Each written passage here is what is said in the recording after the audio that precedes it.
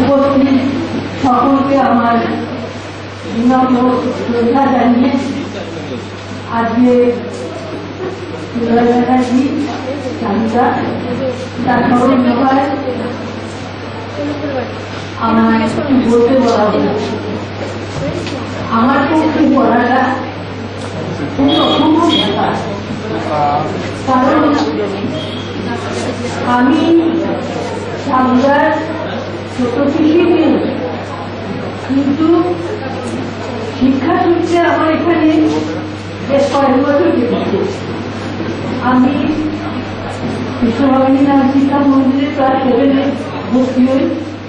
এখান থেকে আমি উচ্চ মাধ্যমিক পাস করি। আমি আর চামড়া আমরা কিন্তু সময় হয়েছে। তখনকার দিনে মা মামিমা তাদের শাসনে আমরা দাদা উঠে আমরা 4 মাসের ছোট বড় খুবই ঘনিষ্ঠ বন্ধু ছিলাম এবং রাজনৈতিক পথেও একই পথে আমরা চলেছি। যখন আমি বর্ধমান কলেজে ভর্তি হই, নিউ কলেজে, আমাকে বিভিন্নভাবে খবর দিত বা খবর রাখতো। তোদের ওখানে এসএফআইয়ের কি খবর, রাজ কলেজের কি খবর, এমএস কলেজের কি খবর, বা আশেপাশের কোন কলেজের কি খবর, এই সমস্ত খবর জানতে চাইতো। সেই থেকেই বা এই পরিবারে থাকার সূত্রে এই বামপন্থী নীতি আদর্শের পথ চলা আমাদের শুরু হয়। দুটি ঘটনার কথা উল্লেখ করব, একটি অত্যন্ত আনন্দের, একটি অত্যন্ত দুঃখের। আপনারা জানেন কিনা জানি না, ওই বামপন্থী রাজনীতিতে থাকার সময় আমি 2006 সালে মেমারি বিধানসভায় প্রার্থী হিসেবে মনোনীত হই। প্রথম খবর কাগজে যেদিন বেরিয়েছে সেদিন আমি অন্য কাজে ব্যস্ত ছিলাম। আমার হঠাৎ ডাকলো, তোমাকে আমি দখল করেছি। তখন মামিমার খুব শরীর খারাপ ছিল। আমরা ভাবলাম মামিমার সম্বন্ধে কিছু বলবে। বলবই প্রথম বললো, তোকে আসছিলাম প্রথম ছোট অভিনন্দন যা আমি জানালাম। বুঝতে পারছেন আমার ঘনিষ্ঠতা আন্তরিকতা কতটা ছিল।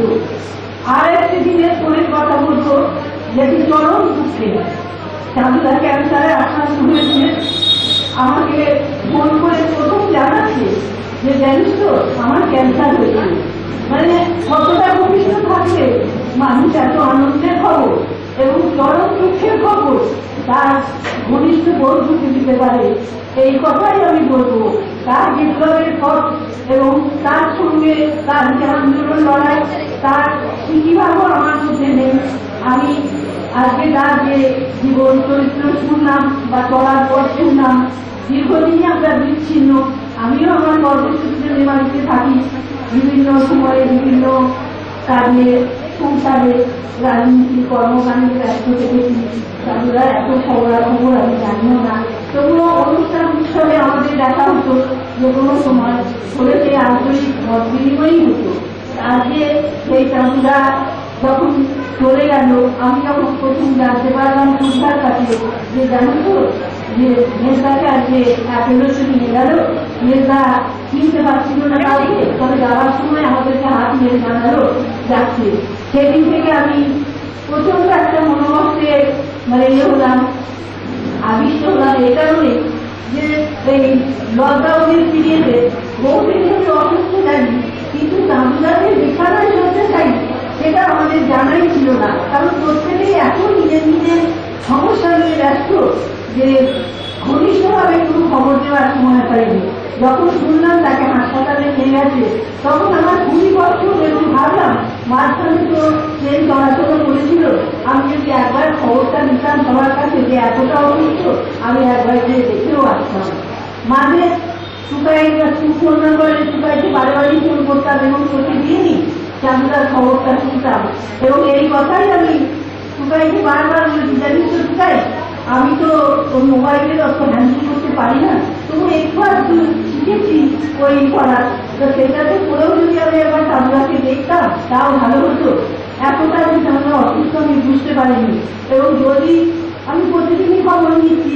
লাস্টের দিন আমাকে টুকাই বললো, জানো পিসি, বাবা এখন ভালো আছে, ডাক্তাররা বলেছেন যে আমাদের যা চিকিৎসা তা আমরা করেছি, এখন তার হিমোগ্লোবিন যে থাকার কথা তেমনই আছে, পটাশিয়াম সোডিয়াম স্বাভাবিক আছে, বাবাকে বলছে ছেড়ে দেবে।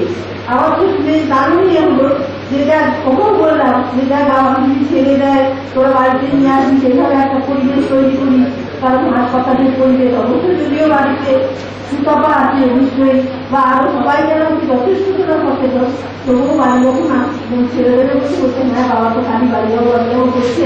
আমরা যাই হোক বাবা এলে যারা আমাকে অবশ্যই খবর দিতে হবে, যেভাবে পারি না সেভাবে তো বাবাকে দেখে আসে, কিছু দেখার আমার হয়নি।